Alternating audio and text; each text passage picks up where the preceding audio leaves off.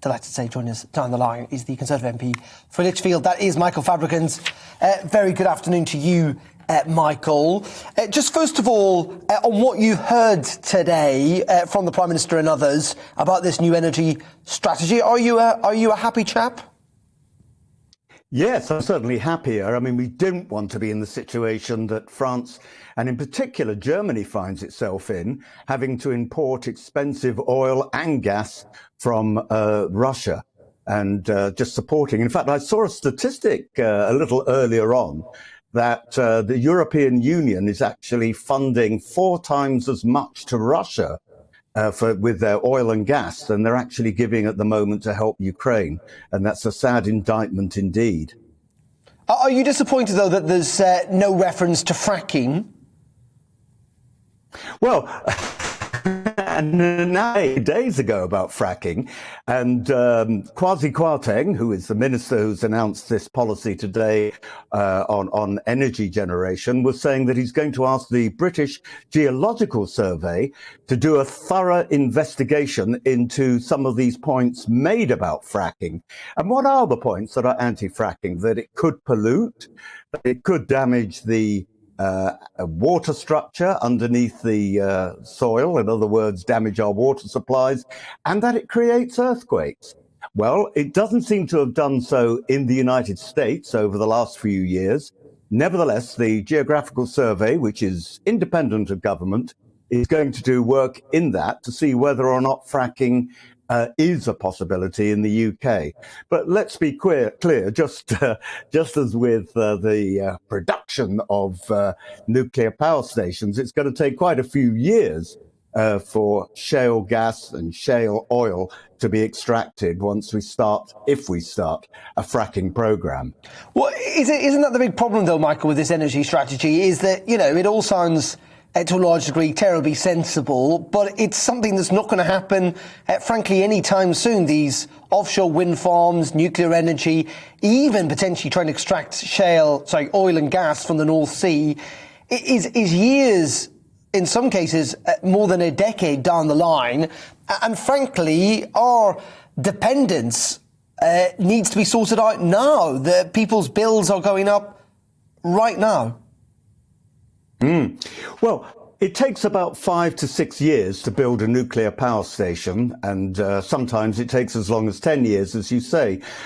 Offshore wind farms, no, they can be done much, much faster. We have the technology, we're already doing it. We're generating a huge amount of power at the moment from offshore wind farms. And if onshore wind farms are going to be allowed in some areas, people don't feel it's going to be damaging the environment, then, it'll be even quicker still. But the government has been doing a lot to try and reduce energy costs. And as Boris Johnson rather darkly hinted in your news bulletin, probably more is to come. So that'll be pressure on Rishi Sunak. Let's move on, if we can, to some of the big issues this week. Privatisation of Channel 4. Many of your colleagues not in favour of the proposed plan. Are you? Yes, I am, providing there are safeguards. So Channel 4 has a licence with Ofcom, and that licence a number of points, some criteria that it must meet. That includes the percentage of content of British programming.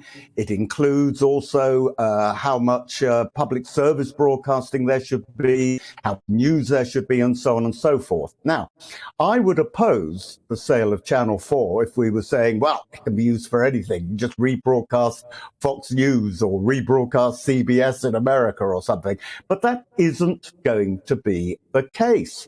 So anybody who takes over Channel 4 is going to have to meet the same public service broadcasting requirements as, in fact, it has to do at the moment.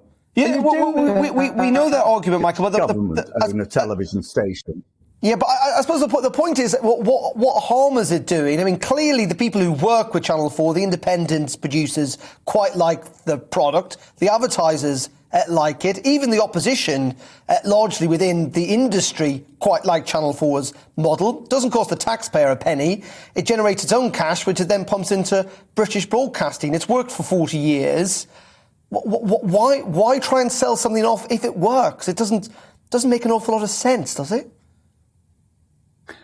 Well, telephones worked, I suppose, just about when they were operated by the old GPO, General Post Office.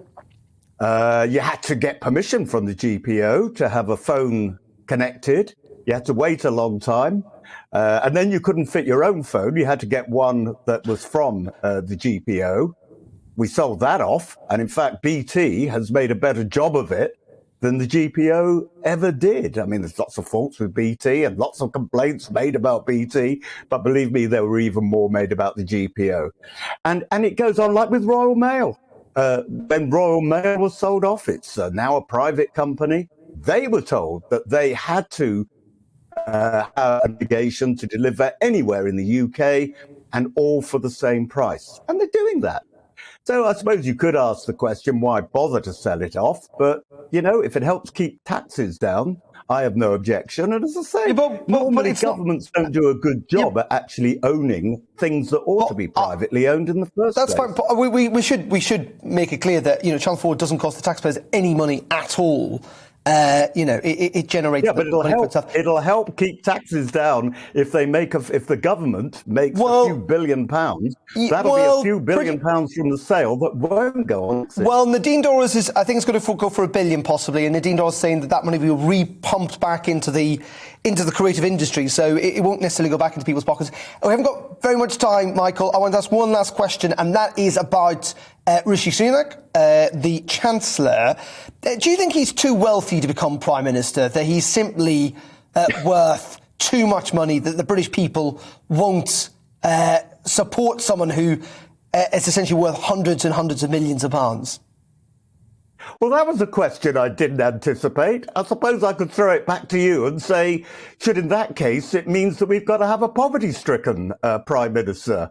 Is that the criterion we should have in that case? Well, no, the reason I mention this is because Claire Forges, who writes for The Times, who of course worked for David Cameron, who's a multimillionaire himself, wrote a piece in The Times, I don't know where you saw it earlier on this week, in which he argued that he is too wealthy, essentially, to become Prime Minister, that the British public don't like someone who's obscenely wealthy to be in charge. We're not like the United States or other countries in that regard. And I'm just trying to ask whether his personal wealth potentially could be an obstacle, in your mind, to future, down the line, supporting his leadership ambitions? Well, first of all, we don't have a vacancy. I know politicians always say that, but I'm going to be a politician for a change and actually say we don't have a vacancy. But the whole idea that, in America, you have to be rich. It's not in America, it costs billions to run an election campaign. Thank God in this country, you don't have to be rich to be a prime minister or to be a member of parliament. But, I just think in this country, we should have the same attitude as in other countries. Let's all try and be rich ourselves. Let's not be jealous of those people who are rich. OK, Michael Fabricant, as always, appreciate your time. Thank you very much indeed for joining us. The Conservative MP for Lichfield there at GBViews at gbnews.uk. Welcome to the GB News YouTube channel. You can watch us live 24 hours a day, catch up on your favourite shows and join in the conversation in the comments below. Don't forget to subscribe and you'll never miss any of our exclusive content.